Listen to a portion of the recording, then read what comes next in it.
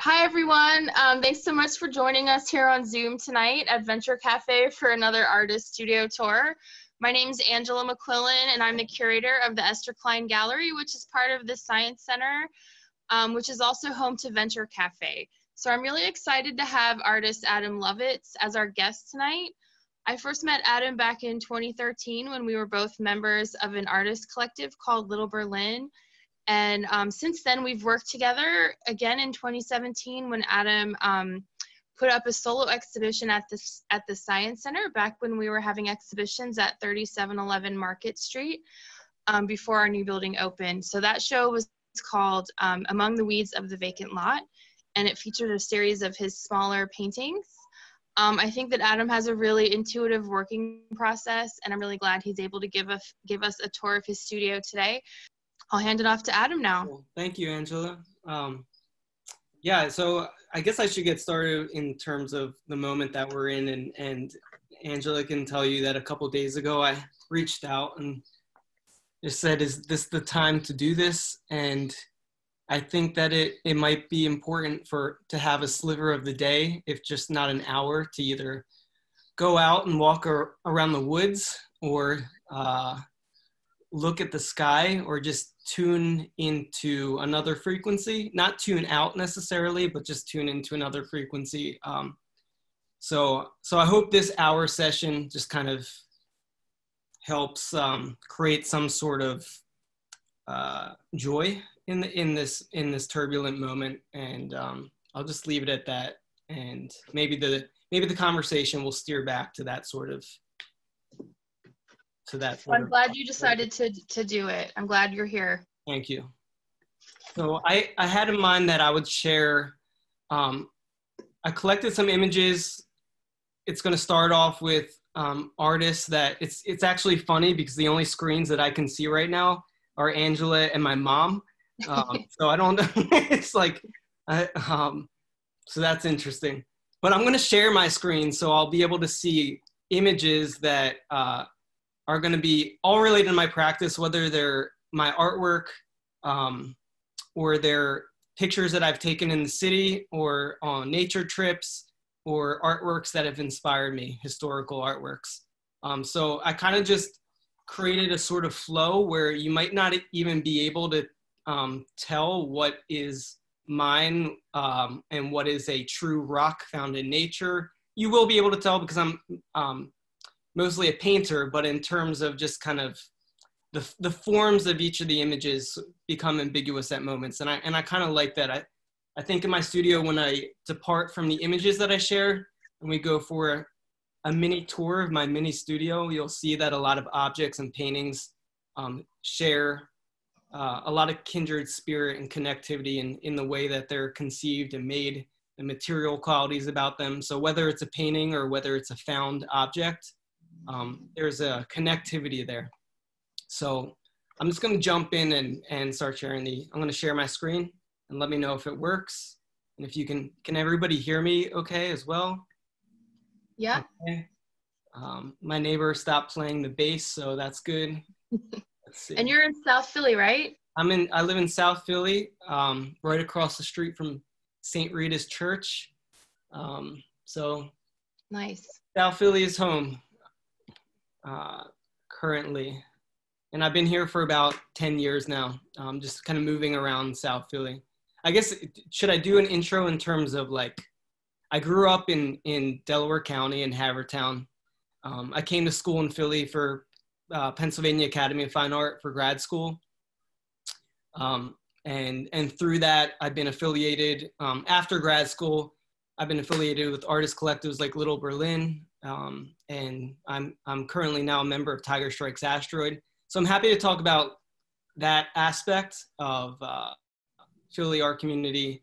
I'm not sure I know a lot of people that are on here are part of the art community, so maybe I don't need to get that deep into it. But I'll start off so everybody can see my screen. That is my hand, and that is a stone that fits, I felt perfectly in my hand, and that's what I feel I try to look for in a lot of my art in terms of something that we find, something that's inherently intuitive, that feels connected, to the touch, to the sight. I feel like going out in nature is sort of this harmonizing. It sets the frequency to be quite harmonious. Living in a city in Philly, the gears and the frequencies at times are all over the place, and I find that really important. I mean, we can take this week for example, that everything just seems to be kind of bursting at its seams, and I think that's a profound human experience to go through. But I do find time to go into the woods and kind of just retrace that balance. So this image just depicts a stone that is found in my palm and fits perfectly. I do have a lot of images, so I might just kind of skip over and not talk about everything to such great detail. This is a sculpture, a bust, I guess, of a broken King David carved out of a stone. And to the right is a Wissahickon schist stone. It's what a lot of our buildings in Philly are made out of, this mineral called schist or formica. It's in all the sidewalks. It's in a lot of the foundations of the buildings. And it's basically, if you go out to the Wissahickon, you'll see the sand sparkling. I actually collect these rocks. I bring them back into a bag in my studio, and I sort of like shake them like a salt shaker into multi-layers of my paintings to develop a sort of a terrestrial ground to my paintings. So while there are surfaces in my paintings that do feel very image-based, they all have the layers condensed on them that make it feel like they've gone through a certain life to it. So it's this balance between that, the monument or the object to the left of that King David, of our culture, of our symbols, our signifiers, and then to the right, something so natural and something that we find has this perfect form to it. But as a human being, we take that form, we break it apart, and we reshape it, cultivate it to signify a sort of a personal meaning for us or for our community. So these are kind of two items at different ends of the spectrum, but I think about that kind of the made object and the found object a lot in my paintings. This is an incredible piece by the artist David Hammonds. It's called Untitled Rockhead. It is a stone with hair on top of a shoe polish container. And this to me is the perfect combination of these two items merging together. This was made in 1998, and I found a lot of inspiration in this object as being that kind of emergence of found object and nature and a cosmic force built in with identity, and just kind of asking the questions who we are in relationship to this world, to this earth, to this cosmos. This piece is by artist Jimmy Durham. It's called Head. You'll see in some of my paintings that there might be some floating heads, but for the most part, there's an abstract language that's broken down into kind of numbers or letters, iconography, or sometimes they're just like the ground of a forest floor, like very kind of like a monolith of sorts where no symbols occupy space. But Jimmy Durham's piece, just like David Hammond's piece, is the perfect emergence of natural elements. For his piece, he made it out of wood, paper mache, hair, seashell, turquoise, and it sits atop a metal tray. The eyeballs you can see are with turquoise. There's the seashells inside there. There's actually a seashell for the ear, and there's hair on the top. So it's that sort of weird bend of what is real and what's not. I mean, this is real. All the elements of it are real. But is it actually a head? No, but it kind of teases you into thinking that we are made out of, to know that we are all made out of the same stuff, whether you're a seashell, a tree, a dolphin, a human being, a stone. There's all these elements on this planet that you find shaking and floating around the universe. And I feel like Jimmy Durham just kind of sort of collapsed that in this form. And I find it really inspiring. In terms of imagery and painting, this is a medieval Italian painting that I feel by Stefano di Giovanni that I find just kind of captures the mysticism, the spiritual, the portals, the sort of like strange kind of mysterious nature of being a person, being a certain believer of anything. This piece I saw in person at the Louvre, and it just, I believe it was at the Louvre, and it just kind of stopped me in my tracks. This is painter Forrest Bess, who has an incredibly interesting life. He was a fisherman in Texas, and kind of, he was an introvert, but he made these miraculously powerful, small, potent, abstract pieces. So if you want me to go back over these artists at the end, just so you can kind of take a note and write them down and look more into their work, I've only shared one from each artist, but I'm inspired by these artists, by their many works. These are just kind of the ones I selected. Piece by Max Ernst.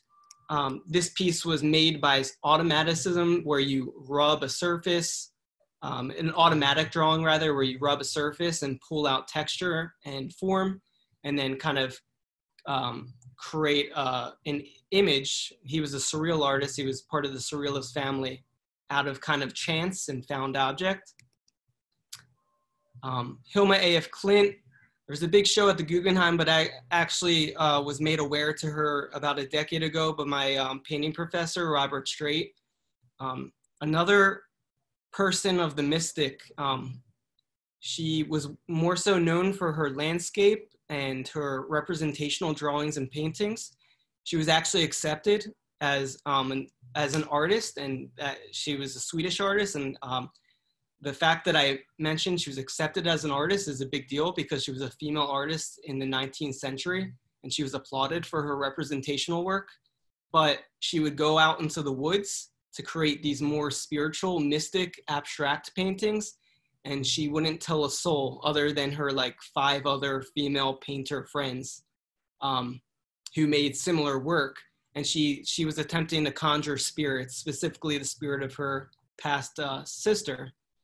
She made a note that she didn't want this artwork to be seen by anybody until like decades after her death, for the chance that people would accuse her of being a witch or whatever, just a rejection of the power of these works. So I had the chance to see these at the Guggenheim,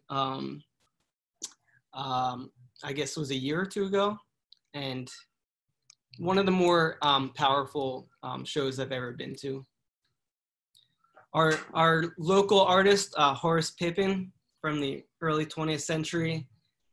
This painting of George Washington, the familiarity of it, but also the sort of like bluntness of brushstroke and image, and kind of the extreme tonal pattern of just the tones of black and white, but we all know who we're looking at, the black lips. There's just something really powerful about this piece, and very simple. And the fact that we know who it is, but it kind of sends us our mind into, outside of that familiarity, which I look for in my pieces. Philip Guston, huge inspiration in my practice. Albert York makes miniature pieces that deal with sort of the banal everydayness of mortality, of everyday life, of kind of landscape, but he groups it together as an icon. There's often a balance in his work that I can relate to, like sign painting, where sign painting or advertisement, where all the images are laid out very sort of symmetrically balanced, but he's making work that's not an advertisement, but there always seems to be a sort of binary of one thing balanced, one image balanced by another image.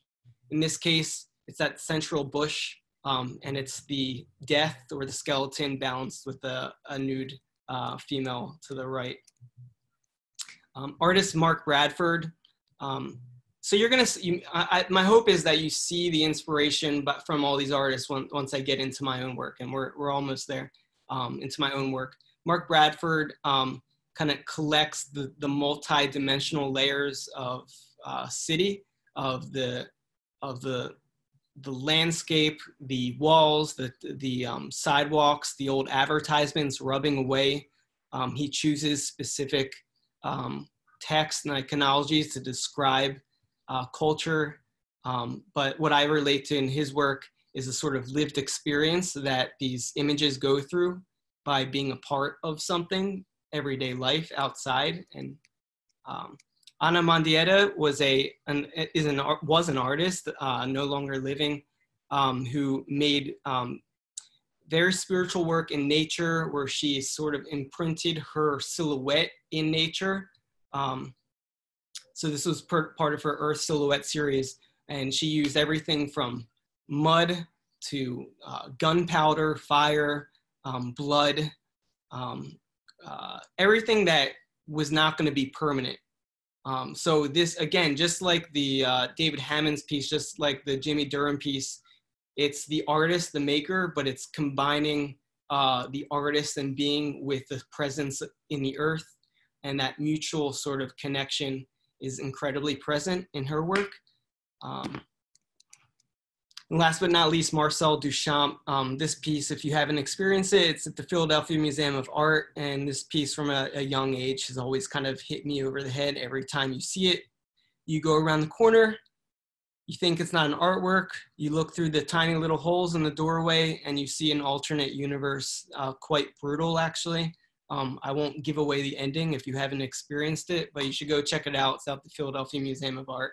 And it's a piece that he made in his quote, retirement, where he said he was going to stop making art, and then he kind of surprised people with this piece that he made specifically for the Philadelphia Museum of Art. Okay, so that takes us to this piece, which is a collaboration between myself and Patrick McGuire. This piece was made in 2014 and was part of a show at Space 1026 in Philadelphia. So we are both painters, but we orchestrated the space to feel quite specific to our paintings. And we built our own walls in the gallery, and we inserted concrete as if to kind of raise the sidewalk up like a tombstone, and pressed it into the drywall. And we actually put lights behind the concrete inside the wall, so that that green bouncy ball that could be purchased at any, toy store or Target or whatever, actually glowed really beautifully against that kind of concrete sidewalk. So this is where I'm going to start fluttering between my artwork, my paintings, and found objects, whether they're on the sidewalk in South Philly or wherever, or whether they're on a forest floor someplace else. And I'll try to remember all the titles to the pieces since I didn't include them. I apologize for that. So this piece is called Milk Moon Residue. This was very much about more so less image and more about objectness, as if it was a stone, as if it was a spilled slushy, or as if it was milk moon residue, as I see it. This is not my work, so I will tell you when it's not mine. This was actually a mineral or a stone that I saw in person at a show. I couldn't tell you what type of rock it is. If you know, shout out. But just the similarities between painting and looking for that terrestrial cosmic surface is obviously all around us, whether it's a sliver in a stone, some sort of sediment that we see by a riverbank, an oil spill in a puddle in the city. There's something that I try to extract from the world around me, and I try to put that into my paintings. So speaking about milk moon residue, this is a milky caldera, I believe it's called. This is in Iceland. It's in the middle of a volcano opening. And I took this picture prior to sliding down this muddy hill and bathing inside this warm milky substance. And it was incredibly cold on the outside, but it was this sort of natural kind of, I wouldn't call it a hot spring, it was a caldera, but I felt changed after I emerged from that swim. So to go from there, which is incredibly important and significant to thinking about my work as star stuff or part of the cosmos, this image is as much as important. It's part of, it's outside my studio window or a couple blocks away. It's the verbiage, it's the lists that state what occupies the room inside. What I love about the way that local businesses, bodegas or corner stores kind of list their items, when you read them, beer, sodas, juice, candy, ice, noodles, chips, cigarettes, phone cards, it all kind of merges into one word, and they all feel very connected. Our mind can separate them, but I like my mind kind of fluttering into the poetics of the very literal around us. And from that, I sort of see it as being a very kind of magical spot rather than just, an everyday spot. This is a sign. We can think about Mark Bradford's work that he was inspired by, kind of signs being rubbed down. So my paintings, I look for posters that are like this, from this butcher around the corner from me, that's been bleached down from graffiti, from weather, and the storekeeper just trying to clean the graffiti off of it, but in doing so, wiping away the actual products that he's selling. That's painting to me. I never leave. It's a constant battle of wiping away layers and sediment, revealing past history, and then adding to that history. So the painting is just essentially a surface of a time capsule. You're experiencing the past, present, and maybe predicting the future just through a flat surface. So looking at this, you see many narratives assigned to it, not only the products in the store, but sort of life and history of it. So yeah, I'm pulling from everything around me. My mom might recognize this piece because she painted these. I didn't know when I was young, but I found out a few years ago that my mom was a sign painter, and a lot of the signs around Jewelers Row in Philly and small businesses actually hired my mom to paint their signs. And finding that out after the fact of realizing how inspired I was by decaying signage around me and how important that was to my painting. So then finding out that my mom was a sign painter was a pretty wild experience. And so I have her collections and books of her photographs of her signs, and I can just, they're in the pristine condition and they're photographed, but in my mind, I can see them sort of the entropy taking place if they were outside still today. And I just like the way the documentation was taken sort of out of context. And essentially, like, I think that relates to my paintings because a lot of the imagery that you'll see is sourced from various places. So I often take things maybe out of their context and kind of merge them into or combine them. So different narratives combined into one surface, and your mind starts developing a new story, a new possibility. So yeah, we see cosmetics and lingerie, but we also see this guy in a nice pair of white pants and sneakers whose body is being cropped off and not sure what he's doing. I assume that's a man standing there. So it's sort of, the narrative isn't finished for you. Just like in my paintings, I hope that I offer you something to carry into your own assessment of meaning. Maybe I'll give you hints in the titles, but I don't try to put a period at the end of my paintings. I try to leave it open. So this is a painting / installation in grad school where I turned my studio into a site-specific performance cave, so I would film friends and fellow artists come into that space. And this was actually prior to me joining Little Berlin, and I thought a lot about the studio as being a cave and just bringing in your elements and making them inside this cave. So you can see the sort of the view almost looking into this astral plane, which is the painting of this sort of other world. But then inside the cave, we have our trash that we find on the sidewalks, from styrofoam to, you can't really see it closely, but there's just a lot of debris and detritus from the sidewalk mixed in. And my friend is ceremoniously spinning a satellite dish, which in turn spins that triangular circle atop, and the light reflects the image or projection onto the wall. So a lot of things were happening in that space through the course of a year. I did make paintings on panels, but I often changed the environment that I made those paintings to sort of reflect what was going on. So such as this piece, thinking about cave dwelling. So you can maybe see the similarities. So this was just one snippet of, or two, okay, so 3 images that documents the show that I put on at Little Berlin. It was called Muddy Muddy Mudfinger.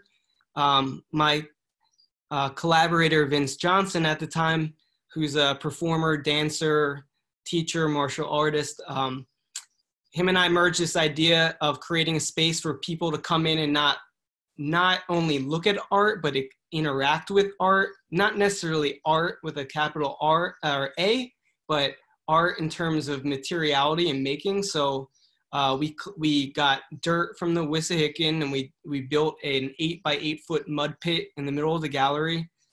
We canvassed the walls with plastic and paper and canvas. We brought in rocks.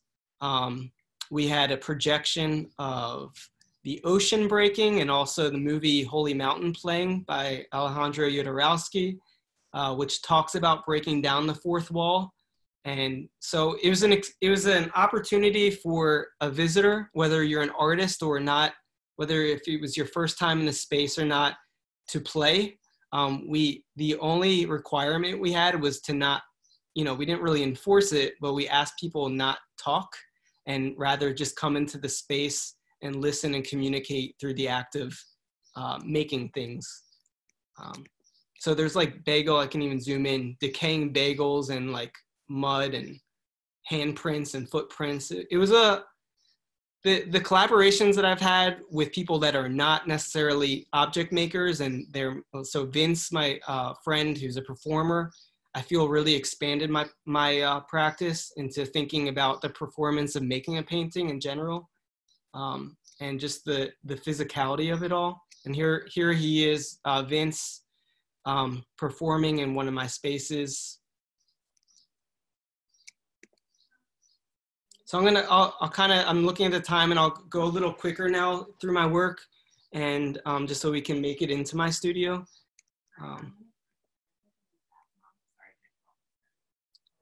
So I'll just give you the names if I can remember them. I'll start with this one. South Philly Sun Shadow, Take Me to the Sea. So this is probably the fastest painting I ever made. It was 1 layer, and I simply traced the shadow coming in through my window, and I felt very tranquil after that, and it took me to the sea, and I felt it was done. And I mentioned that because typically my paintings are taking months, if not a year or two, to pack in layers and create the multi-dimension of them all, where this one took about 20 minutes. I actually had a question for you about that. Your paintings have like a lot of layers, and it does, like, looking at them, you can tell it's a long process. How do you know when a painting is done? Yes, that's the question. I think at this point, like in terms of just years of developing the sensibility, every artist, so I'll just talk about myself, you just there's a moment where it just kind of clicks, where it kind of gives you something that you haven't received from being in the studio as of yet. So if I've been in a familiar place, if I'm using the paint in a familiar way, I'll just use that as a building block to get to the place where I'm starting to feel uncomfortable with it. And I'll let that discomfort kind of resonate for a few days. And as long as that interest and excitement sustains itself, I'll start realizing that it might be finished. But that's to say that I've had shows, like my last show, I put up work and then I brought it back to my studio, and now I went back in on them. So Yeah. yeah, you know, a teacher told me a painting is never done, and that was very liberating to realize that, oh, just because I exhibited this painting before, if I'm bringing it back to my studio, it's fair game. If it's looking at me and I'm a new, I think we're all new in some way or reimagined, not only from this week, but from a couple months ago, from this whole experience taking place. So whether we're evolving or developing within like years, or whether it takes a week for some sort of shift to take place, I just try to pay attention to that and hone that into the work and allow them to kind of grow at the same time. Yeah, that's a really great point. I love how you kind of allow yourself to explore in that way, because I feel like that would give a lot of artists anxiety as well, you know, to just kind of like feel discomfort and lean into it and go with it. Yeah, it gives me a lot of anxiety, you know. But working through it in my studio, where you're like, you know, you put yourself into that space and that anxiousness and anxiety, that you start trusting the process, and that this is the point that I want to be in, because through that I'll find something new out, rather than just trying to commit yourself to the familiar space of, I know what works and I'm just going to stick with that. I know what works, but then I want to continue what else works. So it just kind of builds on top of itself. You know? That's a really beautiful way to put it. Thank you. This is a small painting. So after grad school, and when I graduated in 2012, I just started making a lot of small paintings so I could work at a lot at the same time. Because my studio is in my house, and you'll see that it's very small. It's essentially a bedroom. And so if I wanted to work on like 10 paintings at a time, they had to be around 10 inches by like 8 by 10 inches. Since then, I've gotten a little bigger, and I'm just not able to work on as many, but I'm interested to see what happens as I expand the size. So this is a small painting that's called Discussions Regarding the Moon. So the sidewalk, what one might see, I mean, I see it, yeah, it's trash, it's litter, but it's detritus, it's relics, it's history, and it's constellations. Whether you can find something that was very dear to somebody, like a jewelry or a note. I found some of the most beautiful love letters on the sidewalk to this smushed Pepsi cup. But when you kind of step back from it all and assign them their very specific meaning, or like as you know them to be, and you sort of step away from that, they become their own kind of stars aligned, and they create a new, they assemble into a sort of new equation, I suppose. I find it really interesting. I was listening to, just when I feel like as a earthly society, humanity, I mean, maybe more cultures, and maybe even like certain states in America, those that actually can see their stars in the sky, I feel like we've lost the attention and the significance of looking up to the stars. And I find it really fascinating that cultures are looking at the same stars, but they're putting them together in varying ways, different shapes, different animals, and it's just all based on your cultural beliefs and histories. So I equate that to walking down a sidewalk. We're all walking on top of the same trash and litter, but everybody can kind of see and arrange them in a different way. This painting is called Sidewalk Blush. This piece was from 2013, and it's when I started really thinking about the found objects on the sidewalk, and I started thinking about how can I assemble my own sort of found objects but personal items. And I didn't plan for that shadow to take place, but it was a really important moment when I set the light up on this translucent shelf that I assembled objects. So the objects on the shelf go from bubble gum to a fake fingernail to a paper mache rock to a broken martini glass to imagery that I've collaged to jewelry to photographs that aren't mine. And then I cast this light down and it projected this abstract shape, which then sort of equated to form and composition and relationship in terms of thinking about formalities of painting. This is called soda. So maybe I can zoom in really close to the kind of sediment and materials. So here you can kind of see the what takes place when the paint starts drying and I mix that Wissahickon schist in. It sort of breaks up. So when I mixed this paint down, it was pretty clean white, but the dankness of the green layer underneath the white paint, it almost like reopened. This is all acrylic paint. So when I add new layers, I don't let the previous layer, I try not to let it dry. I try to kind of push the dampness because acrylic wants to dry faster than oil.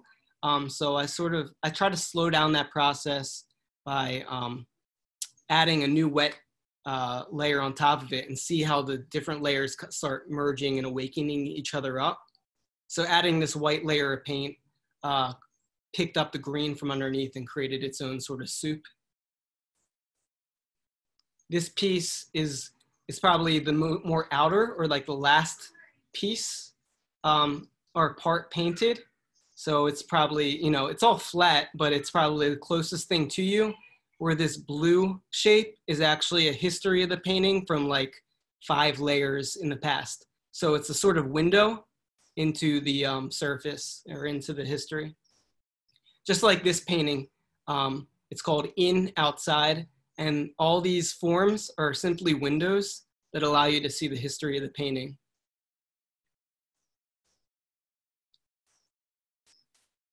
So I really started paying attention to like imagery and surface as a total object, not just a picture taking place and not only just this abstract object, but how can the picture and objectness and the materiality all connect and just feel like, just like a stone, or it just kind of figured itself out perfectly.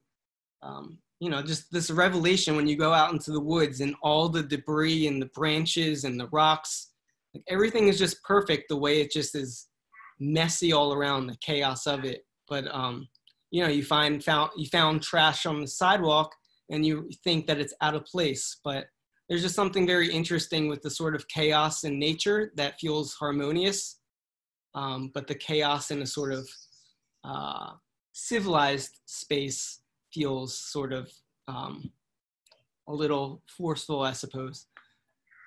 Here's some more. This is called Sisters Smoking on a Coal Field, and you can see the kind of rocky surface. This painting was made when I collaborated with a friend who's a writer who has a studio out in Centralia, PA, where there's a coal. Her backyard is essentially a coal field, and there is a fire burning underneath the ground, literally, since a mining explosion, and the fire still exists. So she made a lot of. She wrote a book about her experiences living in this space. And we worked together and put on a show. And so I used her writing as a resource to think about this painting. Some more really beautiful. I mean, is that a skinned animal or is it a ripped down poster? I mean, what's the difference? Our mind can kind of slip into creating our own realities. And this piece is called Hoagie Bar Cackle. This is another piece that was inspired by visiting middle PA, center of PA, very rural coal mining district, PA. This is at my local restaurant on the corner. I just find these two latrines of liquids really magical. I couldn't necessarily tell you why, but I know that they're lemonade and iced tea, but there's just something about there's no logo or branding. They're just translucent vessels with liquid, and I find it kind of pretty, just like a a vase holding holy water or something. And this was a painting actually inspired by an advertisement in that restaurant, advertising the sale of chicken thighs and chicken legs, but all rubbed out. So here you can start seeing the kind of inspiration between sign painting and the sort of entropy that takes place in those posters and signage.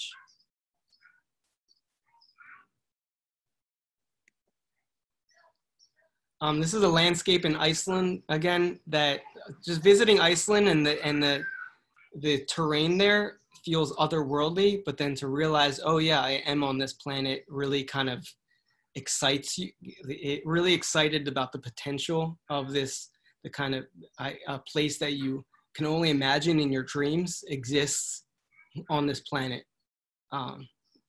These globular kind of landscapes really motivated me.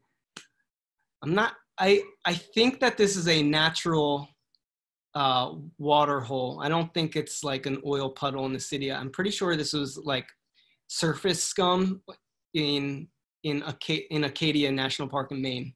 So, but then, you know, so this is a painting of mine called Wet Grass. Again, I added a color, but it picked up the wetness from the layer behind it, and it sort of, so I try to listen to the painting and I try to give it what I want. It's like I don't know what the percentage or the balance is of what I tell it to do and what it tells me it wants to do, but I allow the painting and the material to do how it wants to settle. And from there, I'll figure out, do I want to proceed or does it want to just be left alone? So this piece went through many stages, and then it got to this final stage where you can see the red flicker from behind, which I feel like really allowed that green space to grow. It's called Wet Grass. So it speaks for itself. This is a painting of mine called Gummy Vitamins. The wizened, wrinkly, the skin of this, again, it's the effect of acrylic paint being put down on a already kind of dank, wet surface, and they sort of bubble and ooze together, creating this very naturalized sort of scummy surface.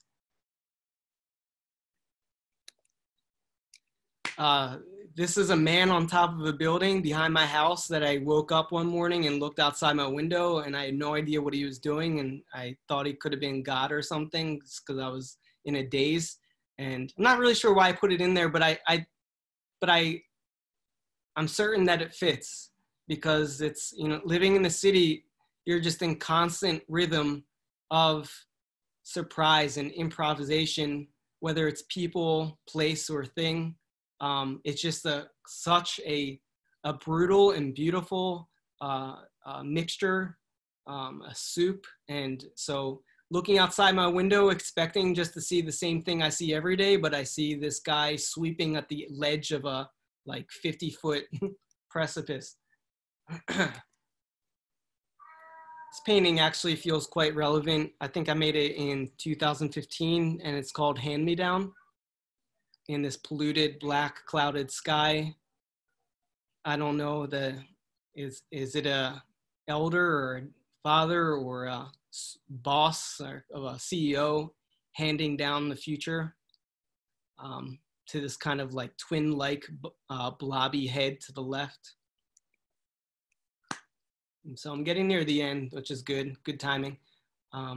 This is an emergence or a combination of both a found object, which is Wisik and schist, cardboard, and then the image actually that's cut out is from a faux finishing book.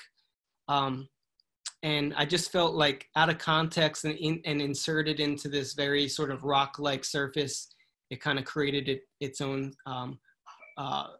poem about the beginning of the universe, the Big Bang in some sort of sense. Flickering the kind of beginning microbes into space. Again, you never know what you're gonna find. I mean, this was on a hot summer day, defrosting raw chicken on the sidewalk outside of my house. This is gold to me. This is like finding a really precious stone out in the woods. It just kind of, it wakens you up from the everyday life. These familiar items out of context allows you to re-examine the environment around you. Like this flattened plastic bleach container, I'm not sure, but the white sort of square on the inside of that orange, it was like a prism or a portal of sorts. So I try to take, a lot of these images are just kind of there for my own resources, but there are times where I actually take the photographs and respond to them as an object, like this piece. I printed this sidewalk space outside of my house. You have dog food, chicken bones, dog poop, plastic silverware, or plasticware, cigarettes, all of the like, concrete, and took it out of its place and hung it on a kind of interesting shower rod or something, or a towel rod, with this t-shirt from my childhood of outer space behind it.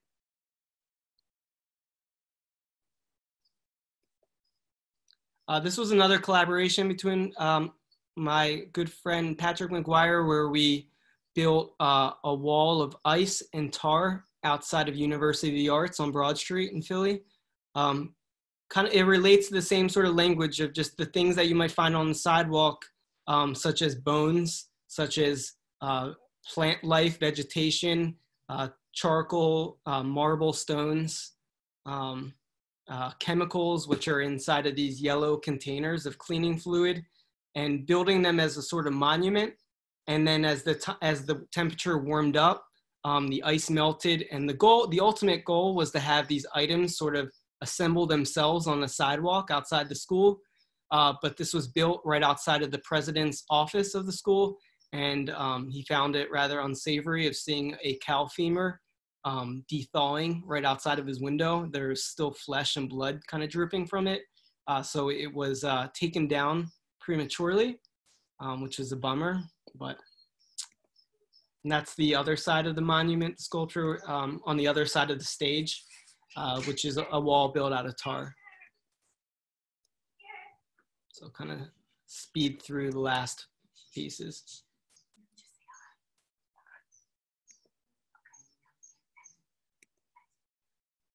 Another floating head, kind of mixed up in this sort of slurpy soup.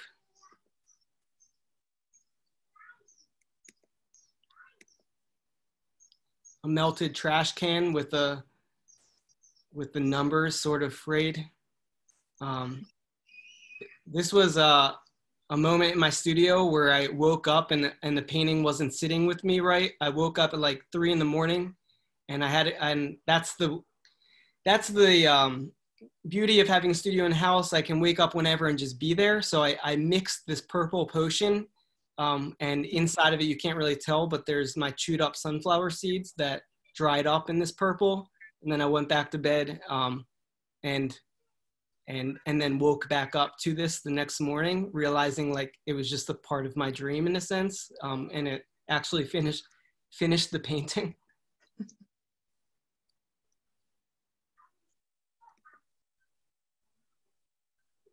So actually a strange photo of me holding one of my paintings in an empty lot across the street from me.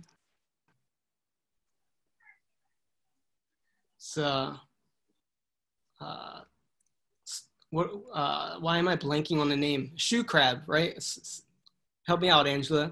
Horseshoe crab? Shoe crab, thank you. I mean, this was in Washington State. Yeah, the universe is on that shell. It's the Milky Way galaxy is on that shell. So it's a reminder that we are made out of this star stuff. And then here's a sidewalk around the corner for me of seafood, broken bottle, glass, guts of some sort, kind of displaying itself for me. So jumping from this to that and kind of holding that inside while I then go make art is sort of what it's all about for me. Okay. I really love this presentation. Thank you. And I know I'm cutting it short. No, that's great. I didn't want to stop you. I mean, we're almost out of time, but Mhm. I've just been really enjoying the way that you've like been drawing all these different connections between, you know, things you stumble upon, other artists' work and your own. Thank you.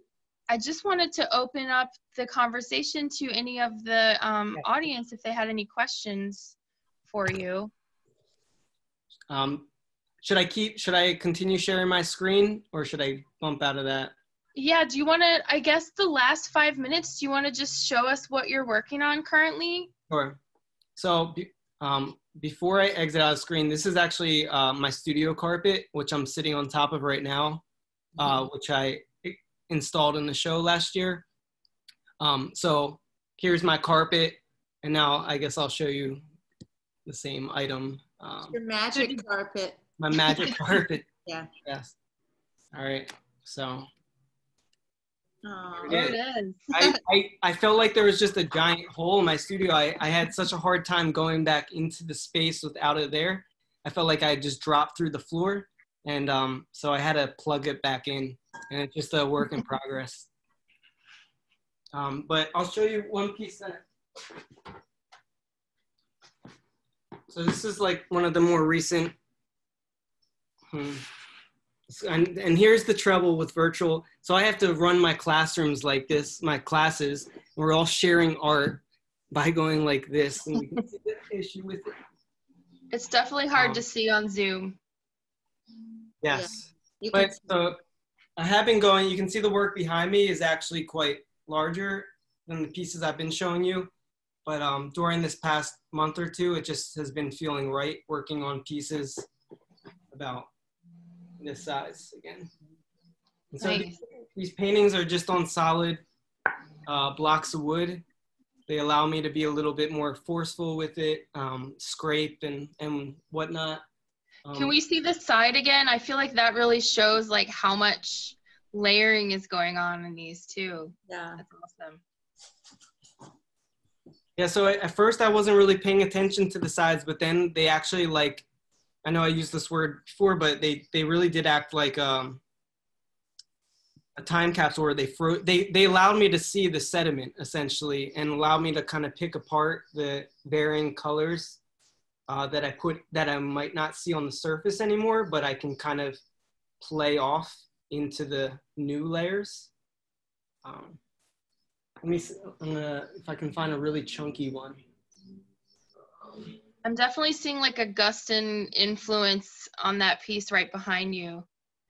Yeah, so these two pieces, so it is, even though I've been painting like floating heads, it is like new for me to insert figures in the paintings. And I'm trying to figure that out. How do I insert not just a floating head, but how do I think about the whole kind of figure in space? So I mapped out and blocked out this form. My thought process with this one actually is a little bit more direct than my other paintings. It's somebody staring at a blue screen and maybe seeing themselves or their own kind of reflection inside of it and finding, if not the truth, some version of it, of themselves. So very much about self-image being reported back to you from a blue screen. This could be any wall. I'm thinking of this as like a reflection on a puddle of a reflection from a store front window. So how do all these reflections bounce off of each other? And what is actually physical and what is actually just the projection of the image, but they all land on the same surface. It's that moment where you're looking at a puddle and you see yourself in the reflection, but then you see the objects that are sunk into the bottom at the same time. And not essentially that, even though I'm layering all these kind of layers onto the painting, it still is reduced and flattened. But to kind of converge all those moments onto that flat space, I think is what creates the sort of magic to it. We have a question. Yes. Marjorie asked, do you ever take rubbings off of your paintings? To create drawings? So just like as if I brought a crown out on a piece of paper onto a sidewalk or a tree. That, I have my students do that, and I've never done that in my studio, and I never even thought to do that, but that could really be something. I would love to do that. It actually would give me information that's already there, but it would give it to me in a whole new way. The actual bumps and the parts that are more raised that I wouldn't even have noticed before. So thank you for that idea. Yes, you said it would be a different kind of felt experience. For sure. I could see them go, it would be really interesting to see those drawings side by side, the paintings too. And to think about them in different colors and the sort of the very simple notion of just the surface. I love that idea. Thank you. So we're coming up on 7:45. Do we have like one last question or comment for Adam? Can I have a comment? I just want to say that it's like your work is two-dimensional, but you are transporting your viewers and all of us that are brave and courageous to go into a fifth dimension through your work. Yeah. And the layers, the windows and the portals of the history of the paintings, it's like portals into other dimensions, and it's amazing. It's an amazing adventure. Thank you very much. Thank you. Beautiful. I agree with that. Appreciate it. Cool. Every layer is a different dimension. The more the better. For sure. Yeah, it's really this is probably the first artist talk that I didn't even mention the name Carl Sagan, but I love him. I was going to ask you about him. I knew that he was a big influence. He's a huge influence in the way that there was this one episode that just, every episode blew my mind, but he was talking about just the dimensions that we're able to experience as human beings, the 3-dimension. But yeah, there are creatures on this planet that are able to see the world differently based on their different senses, whether you're an insect or an animal, whether you use kind of radar or whatnot. So there's just so many ways of experiencing the same space. And then that's only Earth. What's, the abundance of the cosmos, and thinking about creatures and living forms that are experiencing the 5th dimension. So yeah, I like considering those realities that are not quite here, but that we can sort of relate to on a terrestrial level. Yogis have been doing it for thousands of years. Yeah, no doubt. I would like to get there. I'm not sure. Yeah. Well, thank you so much, Adam. This has been really great. I've really enjoyed your talk and your artwork, and thanks for sharing with us tonight. I know this is a really tough week, so this has been like a super inspirational, positive production, so thank you so much. I appreciate you all for showing up and sharing time with me. Thank you, Angela, for inviting me and for putting all these artists together. Of course. And thank you so much. It means a lot. All right. Thank you. Bye, everybody. Much love. Stay safe. Love you. Fight a good fight.